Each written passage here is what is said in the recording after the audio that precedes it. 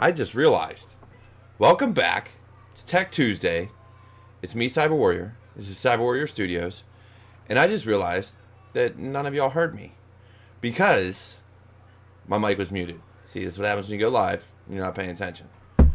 But I digress. It's an amazing day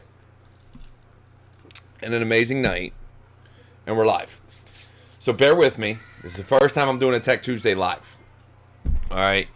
And the reason I'm doing it live is because I want you guys to be able to, men and women, and everybody else out there, the world, to be able to get an understanding of how I do things and how I operate. And on top of that, everybody else out there, the world, I want you to understand, the mistakes that can happen. So if I make a mistake, you'll actually be able to see it.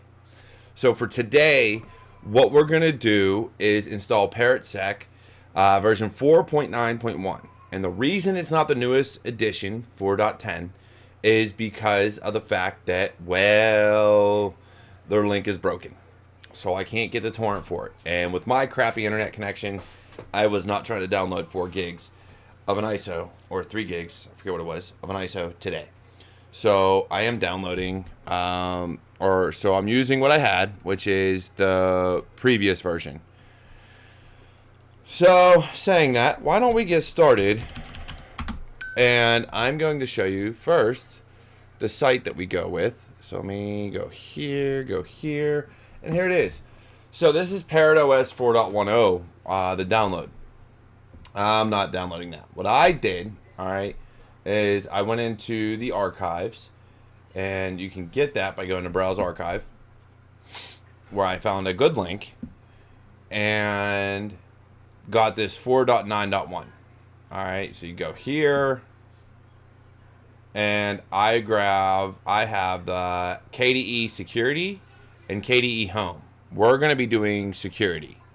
All right, and that's only because I love security. Everything I do is about cybersecurity, hence Cyber Warrior and Cyber Warrior Studios. You get the point. So that's what I'm going with. So I already downloaded it. Like I said, I downloaded the torrent. I used uTorrent to grab the files and grab the ISO. So now what we're going to do is I have VMWare Workstation 16 Pro. Now, VMware Fusion, VMware Player, VMware Workstation Player, I think it's called now. They'll all work relatively the same. You only get you get some features within VMware Workstation Pro that you don't get within the free version, mainly snapshots. And previously, I used to use a lot of VirtualBox because it's free and open source. But for today, I'm not using that. I'm going to do VMware, and we're going to go this route. So before we do this, one of the things you always want to know is what your PC has, what your computer has. And if you don't do that, then you end up having a lot of issues where you may tell it to use too much or too little of resources. So if we look, I have 32 gigs of RAM installed. I have an i7, so I believe it's 8 cores on my processor. So that's really all you need to know. It's how much memory and how much processor you have. You need to know your hard drive space also. So if we go back, I use an external drive for all of my virtual machines. So we're going to create a new virtual machine, and it's a 1 terabyte drive, or 3 terabyte, my bad. So I already know what I have there. So if we go to E, and ISOs, finished torrents. And here it is, KDE Security 4.9.1 x64 ISO. And you open it. It can't detect what the operating system is. So VMware Workstation does not have the ability to tell you that this is Debian or Parrot or whatever the case may be. That's okay. We deal with it. And we're going to tell this is Linux. And we're going to say other Linux kernel, 64-bit. I don't recall what kernel they're using, so we're going to go 4.x. And we're going to say ParrotSec and G virtual machines, and we're going to say 49. Just so I have a variation in there. Now, this is where you set your hard drive size. Now, because this is on G, which is my external drive, I have the ability to give it a lot of space. So, for our purposes, we're going to tell it 200 gigs. Alright, I could use more, I can use less, but we're going to say 200 gigs. And I'm just going to do a single file, because I don't plan on moving it. I don't plan on doing anything. So, we're good there. Now, here is where we customize our hardware. So processors, because I know I have 8 cores, we're just going to say one processor, and we're going to give it 2 cores. All right. And then for memory, which is the other big thing, what I'm going to do is I have 32 gigs, so I'm going to give it 8196, I believe is 8 gigs. If I'm not oops. I accidentally hit enter. Yep, 8 gigs. Alright, cool. So we're at 8 gigs. Actually, we're just above. So 8192. I was close. Alright. Close. So now we have 8 gigs. We're going to finish. Alright, there we go. So it's going to use that file. We're using NAT as our network adapter. You can use Bridge. There's a few other variations you can use. You can use Toast only. But because we're going to want to pull updates, I am using NAT, and it's just so I don't have to configure anything else. And we're going to power this virtual machine on. Now, if you were using this to bare metal, meaning you were installing it to the system itself, then you wouldn't have you wouldn't have to worry about the internet or how you're connecting to the internet, because it'd already be there. But we're going to go through, and we're going to tell it to install. We're not even going to go into live mode. We're just going to install. And we're going to use the standard installer.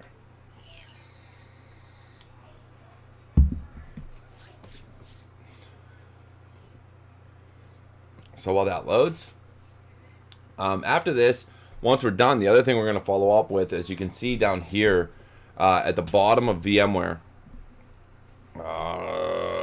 Control. At the bottom of VMware, you can see install the guest operating system as you would a physical computer. When you're done, click that finish installing. We're also going to install VMware tools. So all this is doing is your configuration of your location and keyboard and everything else like that. So we're going to tell it to use the English key map for the US. And then, of course, we get the additional components. Grub installer and everything along those lines. And again, this is a very, I do ISOs, and previously, if you look at my prior playlists, I have a ParrotSec installed to VirtualBox. The reason I do things this way is because if you want to install to bare metal, you can. I'm taking you to the steps to install to bare metal. You can ignore all of the virtual machine prior to and legitimately use these steps to install to bare metal up until we install virtual machine tools. So we're going to create a password for root.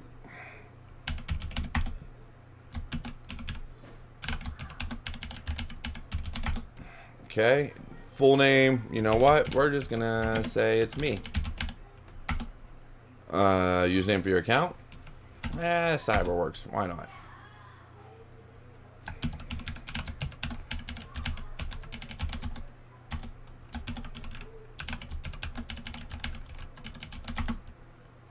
Alright. Select the time zone. Detecting hardware. Go about our day. Now, I'm going to take you through a basic install. There are more secure ways to do this. Encrypted LVM. We're just going to go through the basics. It's quicker and easier.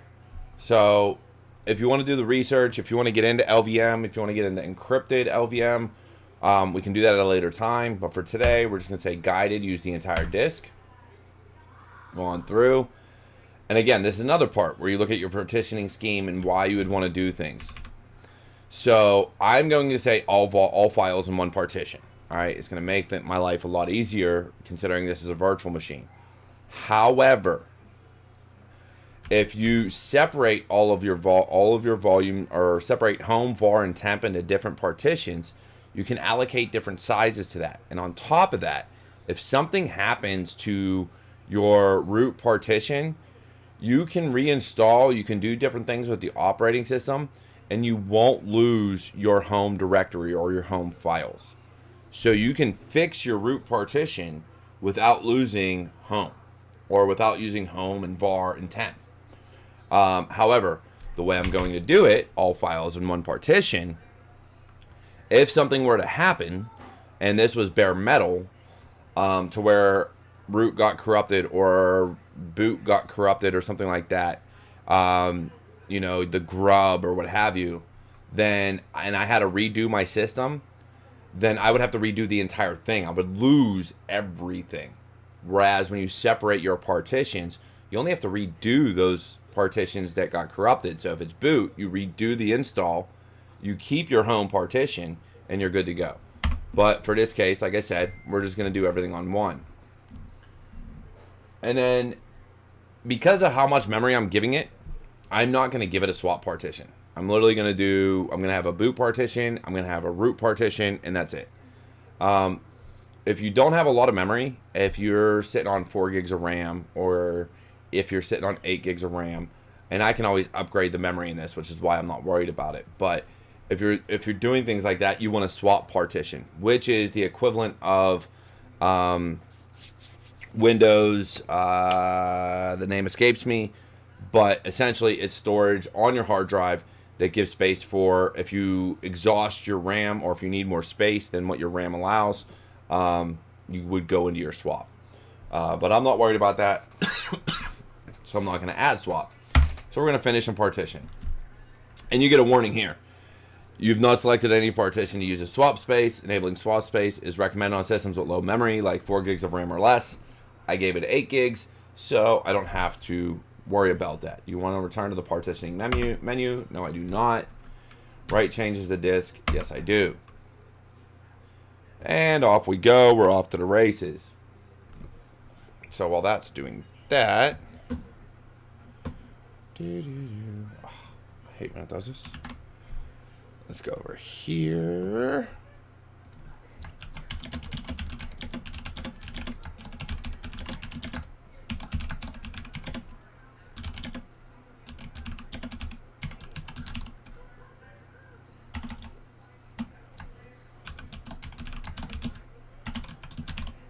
So right now it's trying to load everything in and partition the disk. So we're going to give it a little bit of time and let it do all that.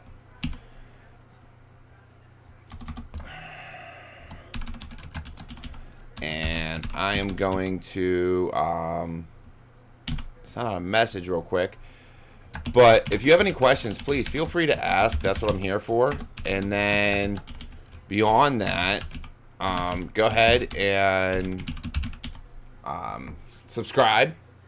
Hit that little alarm bell down bottom if you're on YouTube. If you're on Twitch, go ahead, follow me, subscribe. We'll be doing more of these every week. The more comments, the more messages I get, the more ideas I get for going forward. So that's really where this live comes from, is I want your ideas. I want what you want to see further. And without that, then I don't, I'm just going to go about doing what I do because I love you guys. So I'm going to keep putting out videos. But it's a lot easier when you guys give me what you want to see.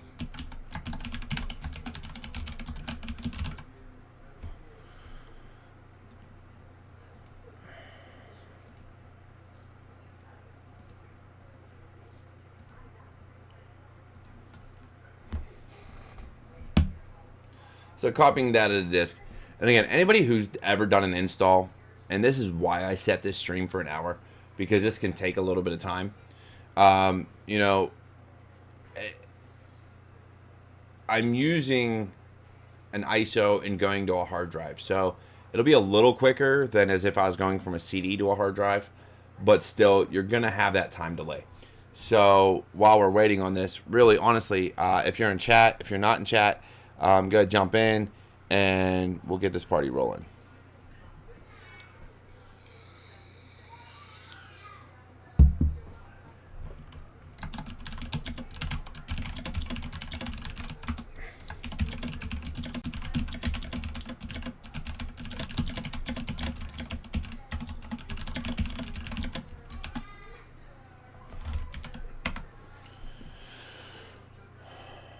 So, while we're waiting, let's see what we have going on. Got a lot of things going on.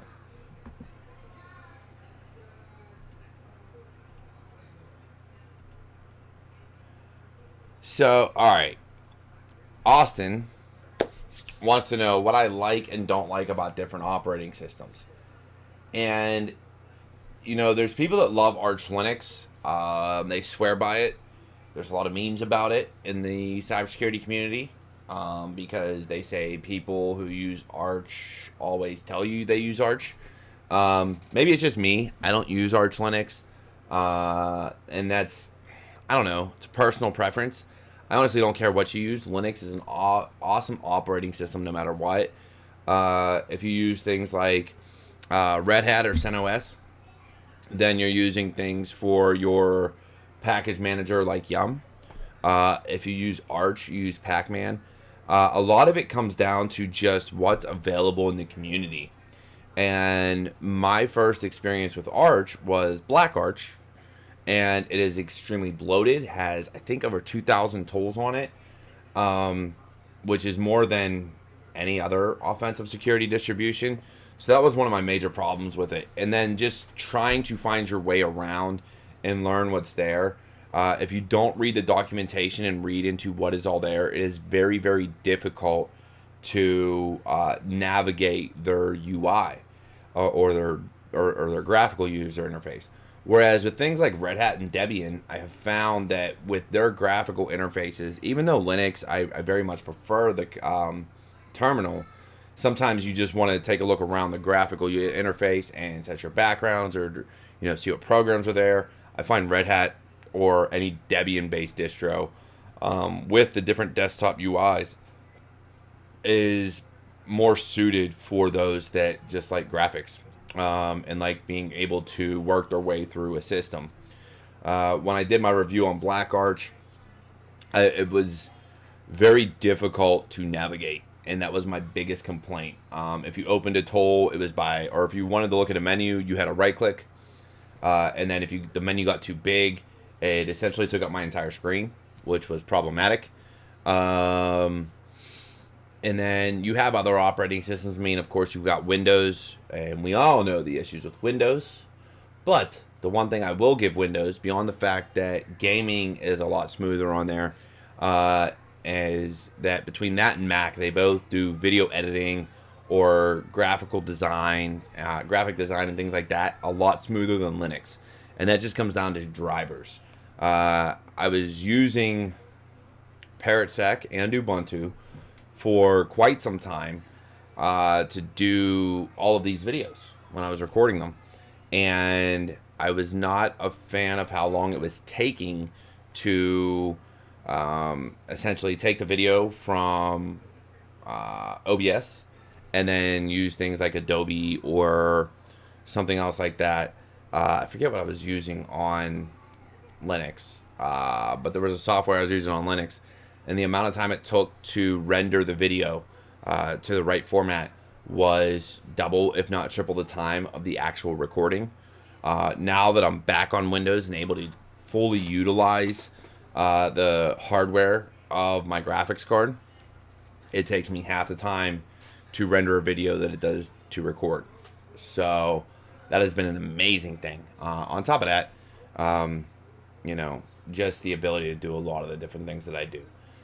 Linux I still love. I honestly, if I wasn't doing videos, I'd still be on Linux probably. Actually, I'd probably still be on ParrotSec. But since I am where I am, I'm doing what I'm doing, this is what I get. So I do a lot of my Linux work through virtual machines. Though I do still have a partition for Linux, so maybe eventually I'll go back to that. I have a whole other hard drive dedicated to it. So, with that though, yeah, I mean, really, Linux distributions come down to what you want. And yeah, Austin, you're right. Multimedia on Fedora, just like anything else within Linux, because they're not major players in the consumer realm, let alone business and enterprise, even though they are getting, Linux servers are getting bigger in enterprise, utilizing the drivers or whatever's necessary to make multimedia and things like that run flawlessly. There's just not a whole lot of support or even a whole lot of options in our space. So when you're a content creator, when you're doing things like graphic design or YouTube videos or Twitch streams or whatever the case may be, it is very difficult to find the right packages and the right drivers. And I tried everything with my card. I have an AMD graphics card, and tried several different drivers and forcing the program to use that graphics card for rendering and everything else, and it did nothing. It literally had no effect. So talking to some other creators, Shannon Morse at Snubs on Twitter being the primary one. She was the one that told me that when she went to when she was using Windows, it made it so much easier. 4K advanced format block size. So I've never, Nicholas, I've never actually messed with the block sizes, to be honest. I installed ParrotSec on my bare metal machine. You can actually ask Austin.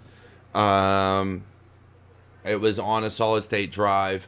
And like this, the only difference is I encrypted the hard drive, used LVM in different partitions, but I didn't mess with the block size at all. So I used everything standard. So I'm kind of curious on, have you seen a big difference messing with block sizes or the advanced format?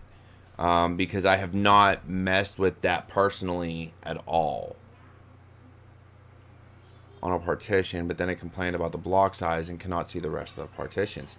See, that sounds like a problem I had years and years and years ago when I was first working on computers. Because what Windows did way back in the day, or DOS, I don't know, one of the Microsoft products, it was either Windows 3.1 or DOS, it wouldn't let you partition your drive more than like 5 gigs, I think it is, or megs. I don't know, something ridiculous. Initial partition, even if 512 format are based on 4K size. What are you using? NVMe, solid state, standard hard drive? What are you using? Because I have not, I gotta be honest, I have not had any errors about partition sizes or anything. If you need to, get a hold of me on my Discord server, or leave a few comments and we can work it out. Maybe I'll do a bare metal install using your specs and see if I run into the same problem, because I have like I said, I have a hard drive in here that I'm not using and can install ParrotSec to it again. So just kind of, if you can let me know what you're running into as far as with a little more detail on how you're setting it up and your partitions, I can go through and try to do it the same way and see if I can replicate the issue.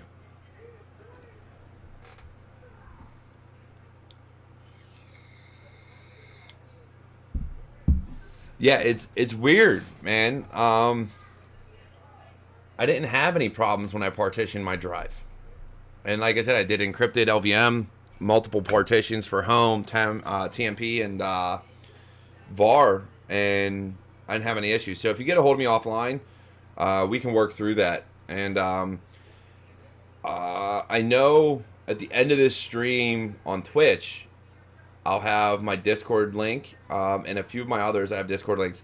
Austin, do me a favor. If you can grab a invite for the Discord server and throw it in the chat for Nicholas, that'd be awesome.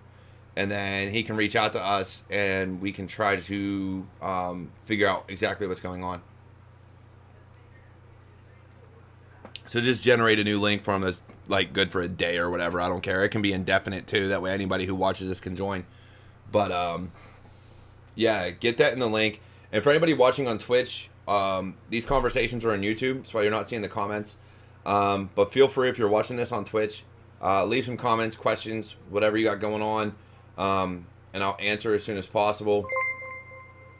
And we'll get there. But yeah, Linux has been crazy. I'm not seeing why. It must have cut your link out. I'm not seeing it, Austin. Did you send it to him alone?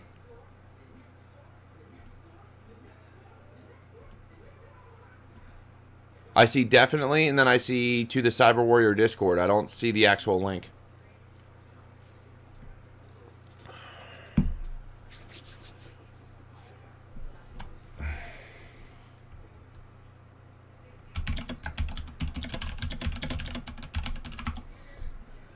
All right, I'm going to send that to you on Twitch real quick, Nicholas, while we're hanging out. Let me get you here. Did you get the link for it? Let me see. Hey, we're scanning the installation media. So finally we're moving along. This is why I did, again, this is why I did this for an hour. Invite people. Hit and use copy button. Really? All right, cool. Copy. Oh. There is a link here. Nice. So my lifetime link is there. Awesome, Nick. Good to see that it's there. Glad you found it. Go ahead and join the Discord. There's a system computer. If so, it should be safe to install. Install the Grub bootloader. Understand, whether you're on bare metal or you're on virtual machine, you need the Grub bootloader. A lot of problems have arose where people can't get the Grub bootloader to show Windows. So if you're dual booting on bare metal with Windows and Linux, there's a lot of fixes out there. And I actually had to fix it for my Ubuntu install and ParrotSec. But for this purpose, because we're in a virtual machine, consider this as it's your only operating system. So we're not going to go through the fixes as if it wasn't. If you're dual booting, this is your only operating system. So yes, we want to install it. And we're going to install it to the only media I have. All right, the only hard drive, which is /dev/SDA. So now it's setting users and passwords.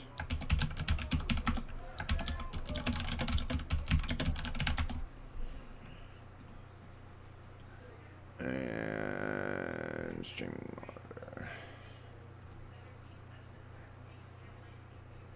Analytics.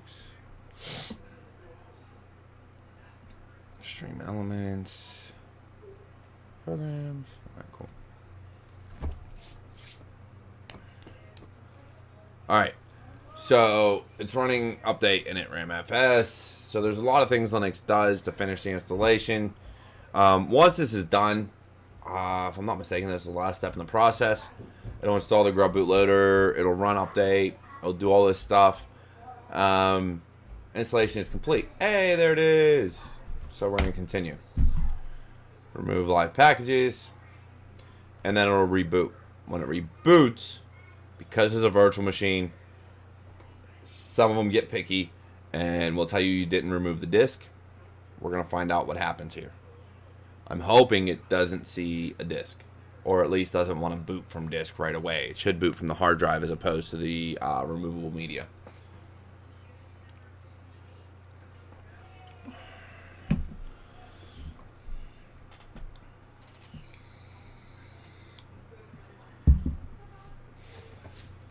So how do you guys like the new layover or overlay? I'm trying some new things, trying to make this a little bit better for everybody. I personally like the overlay, but if you think I could do better, let me know. I will gladly do better and add more or put more of my logos or whatever the case may be into it. Unfortunately, Stream Elements, it can only link to Twitch or YouTube. So for right now, I have it linked to Twitch because they take donations, and YouTube won't allow me to connect donations. So there's that. But that's all right.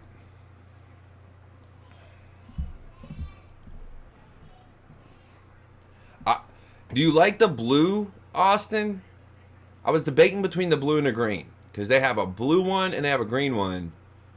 And I was thinking for Tech Tuesday, I was on the fence. I was thinking green, but I went with blue.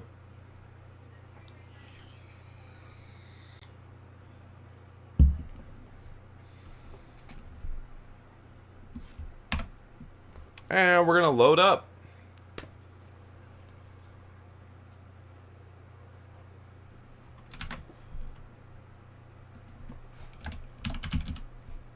Let me type.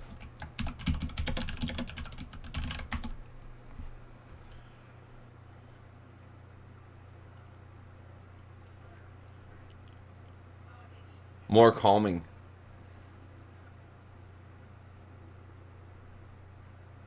Should I be calm though, Austin? Wrath of the Lich King? Okay, I got you.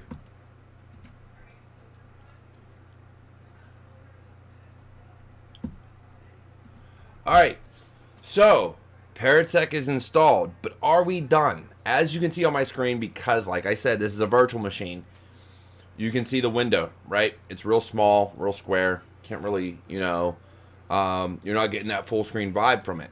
So there's ways around that. First, what we got to do is we got to log in.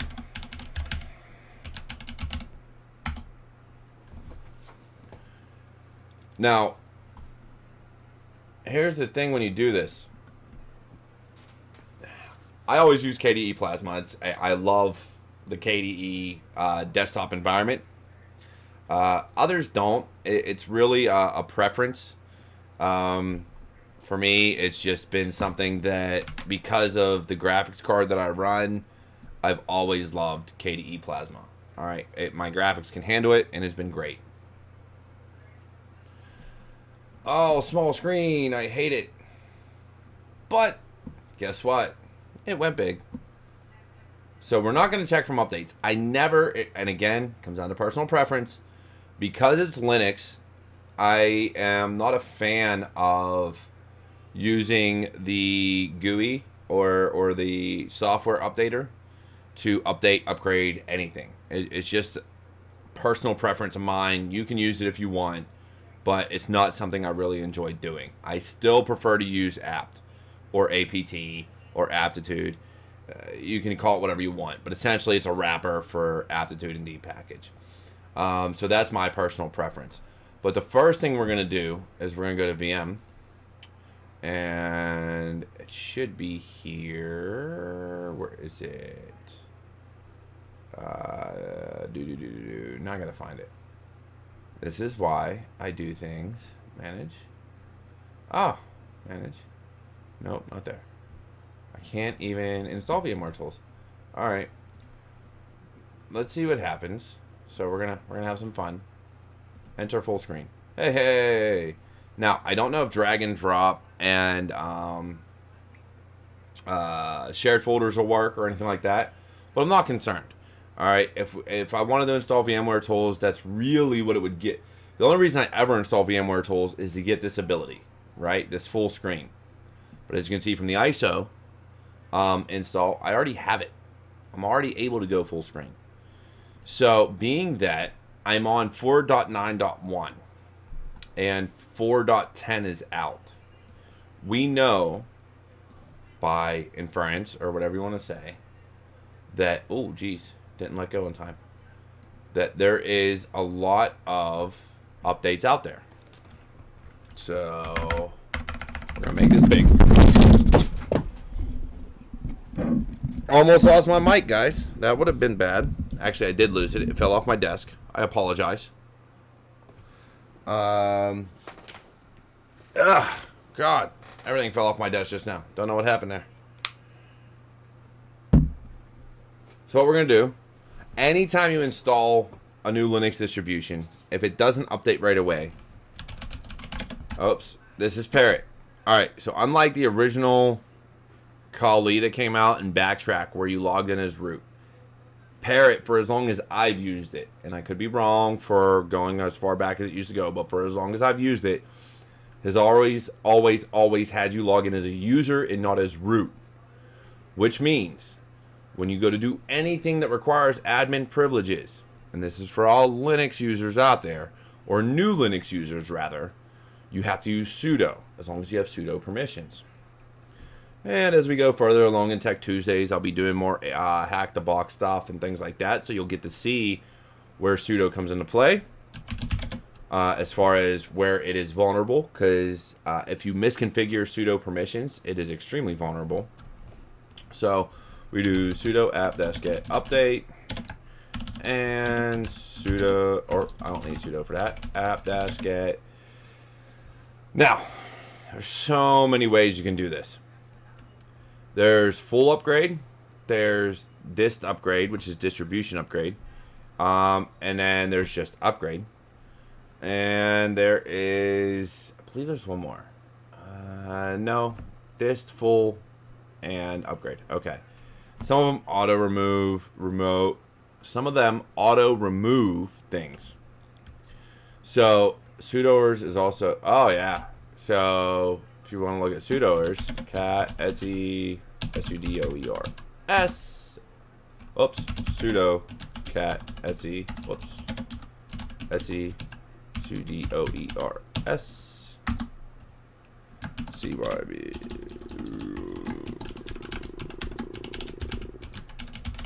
All right. Hey, and that's your sudoers file. Yes, my user in the sudo group can execute all. Not the best thing to have, ever. That is the worst possible thing, because if you have a user in the sudoers group, you are essentially root at this point. All right. Which is a bad place to be if you're looking at security. For our purposes, being that this is a security distribution, it's not the home edition, which means you're probably going to use this for pen testing and things like that. It's not a huge deal, but yes, ideally, you don't want to have the sudo group to have all equals all. You want to limit it to only certain commands, certain files, things of that nature. But in this instance, as a user, you might as well be root, because the moment you enter sudo, you have root permissions and can do any command you want on any file you want, and you are essentially root. In the same token, if I wanted to, you could do sudo su dash, and I am root. So there's a lot of issues when you do things like that. But for now, what we're going to do is app-get update. We're going to go back to what I was talking about. And yeah, Bavlov, you make a good point. When you're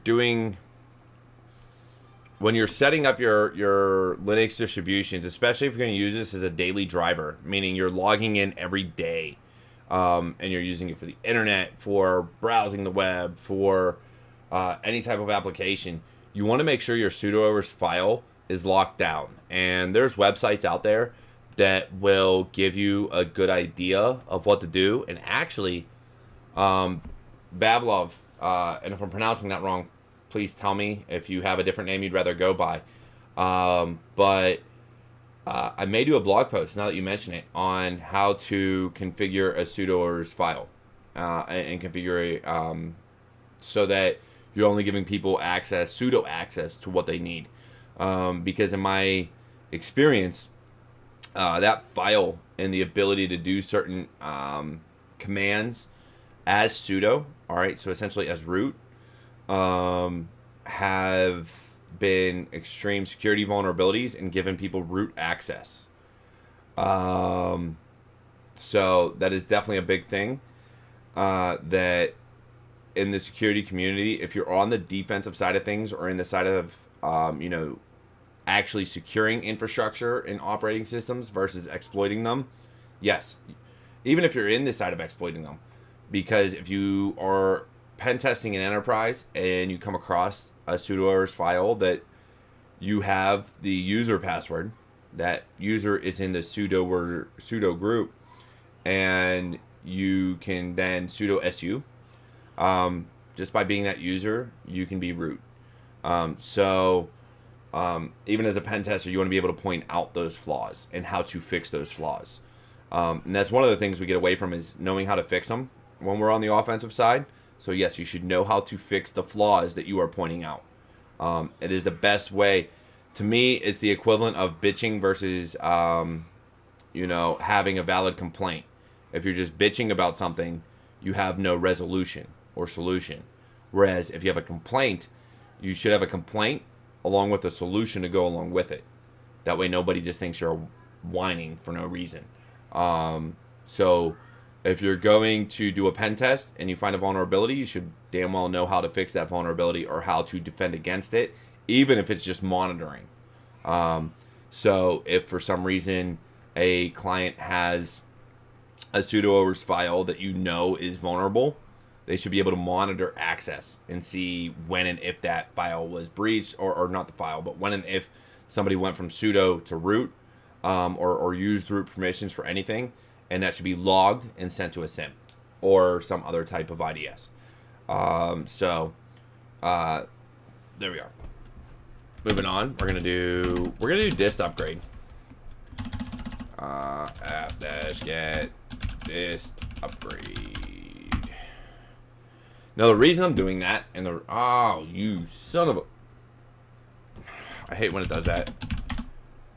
Now we're gonna do it. App-get update.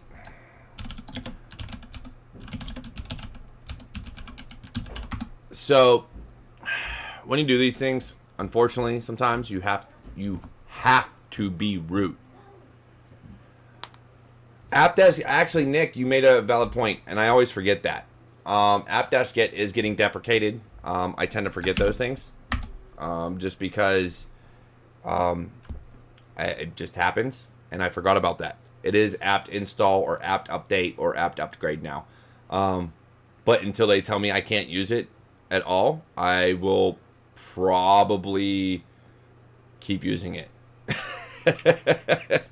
So yes, you're right, Nick. Apt alone, but again, it's a wrapper. If you go and look at it, it's weird how Debian and apt and things like that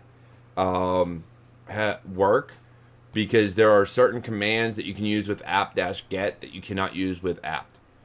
And I don't know why. I think apt is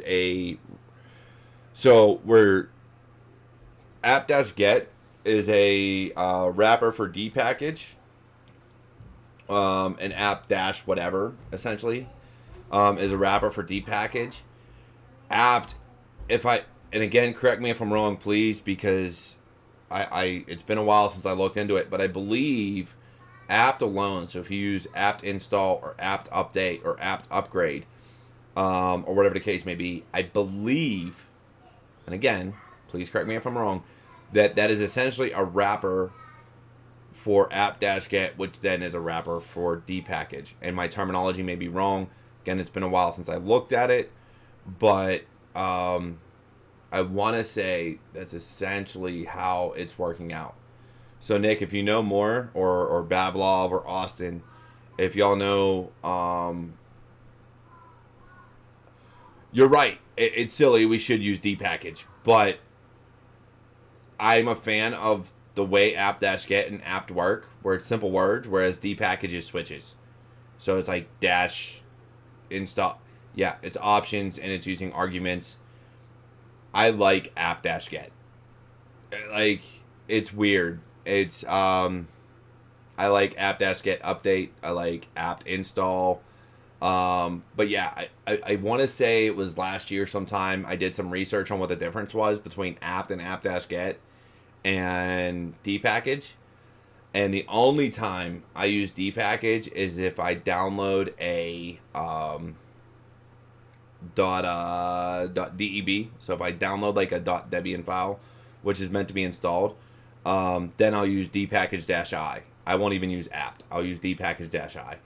And that could be the wrong way to do it, but that's just how I've always done it. So that's the only time I use dpackage. But as you can see here, it's updating and upgrading D package. I don't know if you can see that on my screen. But yeah, it's actually updating it.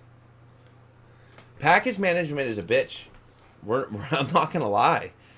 But it's weird because when you go through things like Windows or Mac, some people like to use Chocolatey on Windows or Brew on Mac.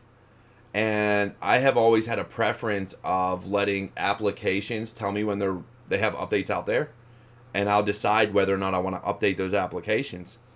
Whereas on Linux, I've never had a problem just saying apt-update and upgrade, or on Windows or on or disk upgrade or full upgrade.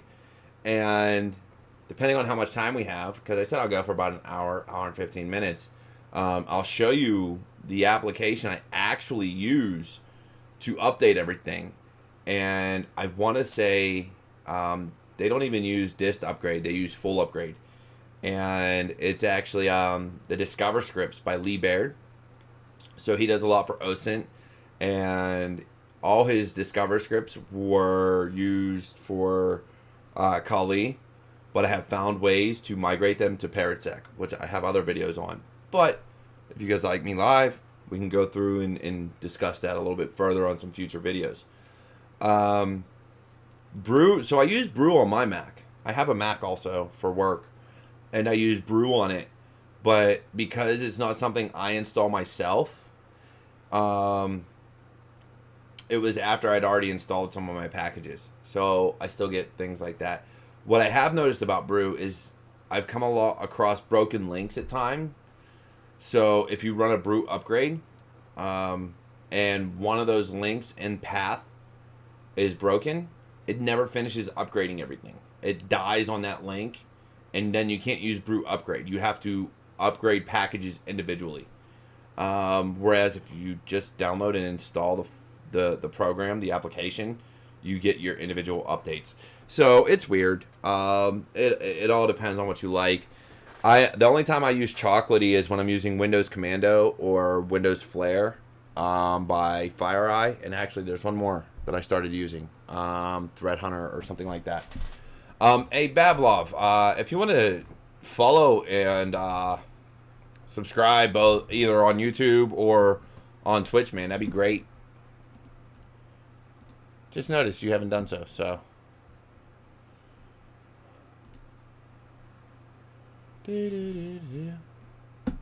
What we got going on? Got a lot of notifications.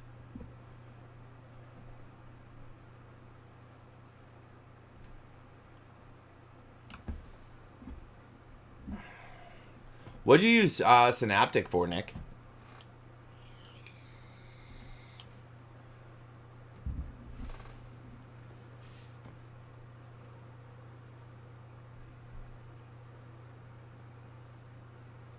Okay.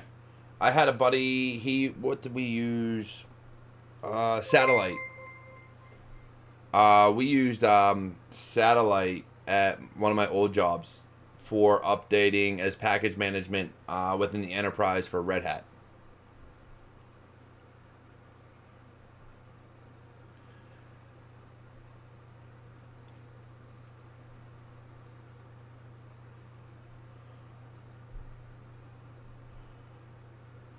Hey, we've got a new follower. Welcome.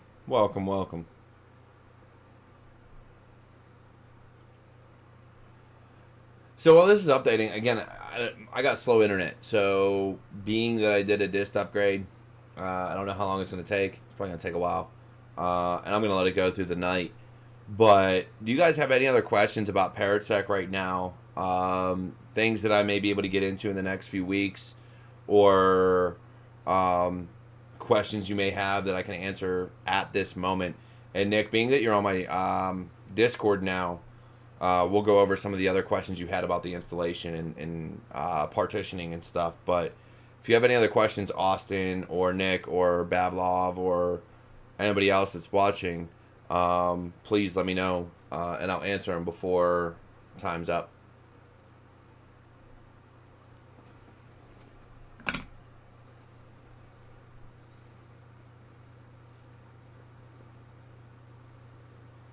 Yeah, man, send me those screenshots. I want to say on my Discord server, let me take a look.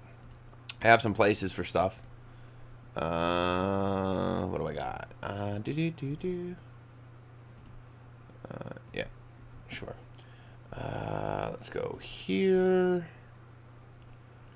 And blue team, red team. All right. Yeah, post it in general, Nick, And if nobody gets to it tonight after I'm done with this, I'll go through it in the morning and take a look.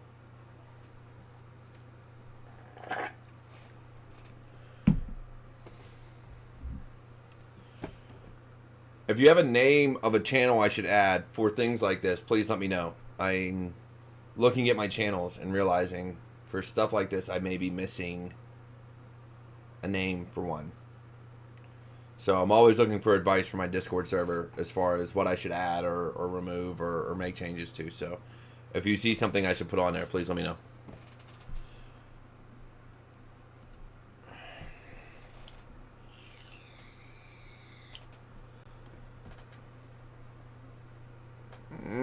Yeah, wouldn't be a bad idea. Some type of tech support. Okay. I'll have one of my buddies do it real quick while I'm... Actually, I'll add it. I literally just hit upgrade on Discord. Apparently another update came out today.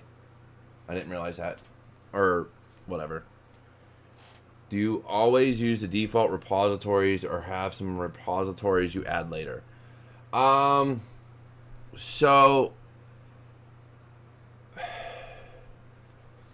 the only time I add repos to ParrotSec KDE or any other offensive security distribution is if there is a specific application that is not in the repos that I use. So if you have, for instance, I use VS Code for anytime I'm doing scripting or anything like that. So you have to add the Microsoft repos in order to install it on Linux. So that's when I'll add repos. There was another one I added. I'll have to go back and look at my old KDE install. There were a few repos I added.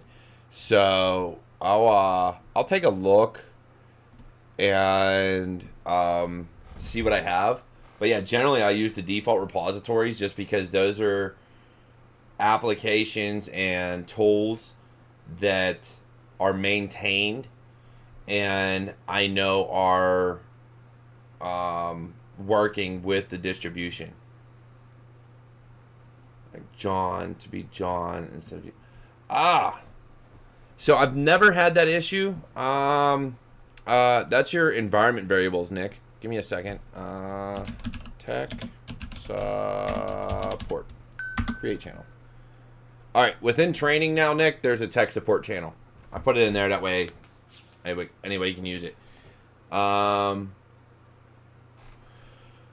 John should always be able to be used. User bin. So let me pull up another terminal to show you this. I believe print env.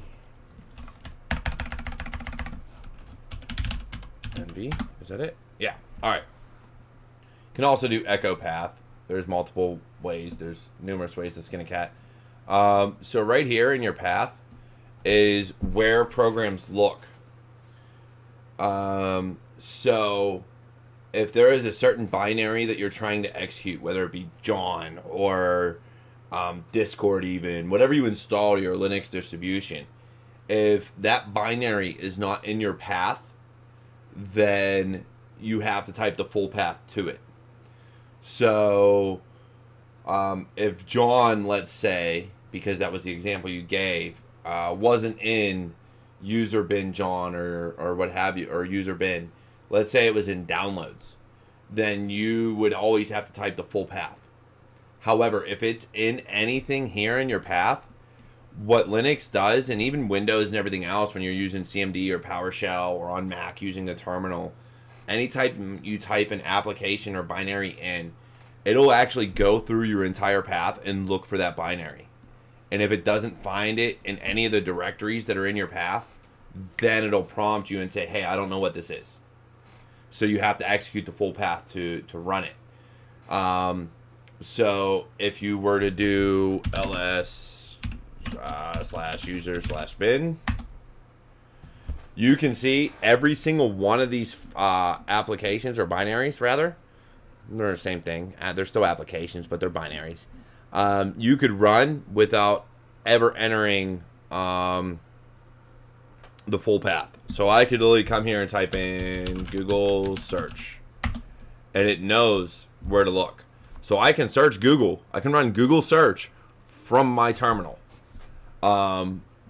based on the fact that it's a Python script used there, that's installed. The repo is installed there. So you don't have to use the full path, but that comes down to your environment, man. If you do, the other way to look at your path is echo $path. We'll print that environment variable for you. So then you can see whatever's there.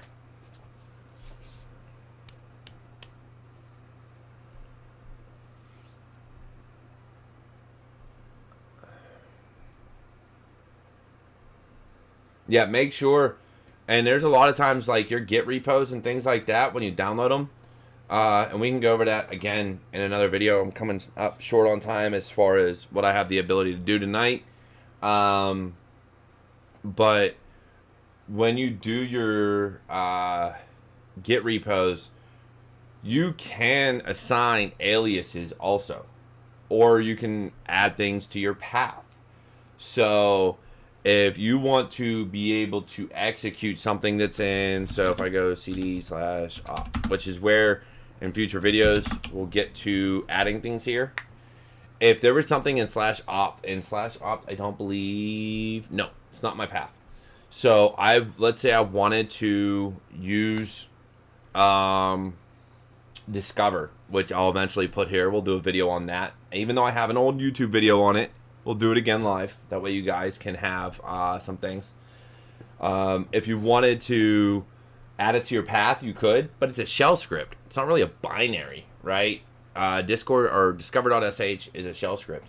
So what you would do is you would set an alias. So if I go cd and ls-la and do cat.bash.rc, you can set aliases here, and there's also bash aliases. So cat.bash_ali, nope, file doesn't exist. All right, so I would create that file later.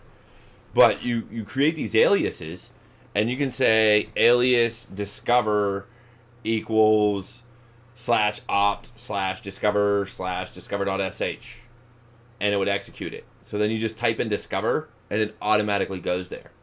So aliases are another way that if you're trying to do something that's not a binary, if it's a shell script or a Python script or whatever the case may be, you can use aliases. So there's, again, many ways to skin a cat, but it works. Let me see. Oh man, I hate when it does that. So minimize. All right, so like I said, guys, that's gonna update. Before I kill the stream, do you guys have any other questions real quick before I go?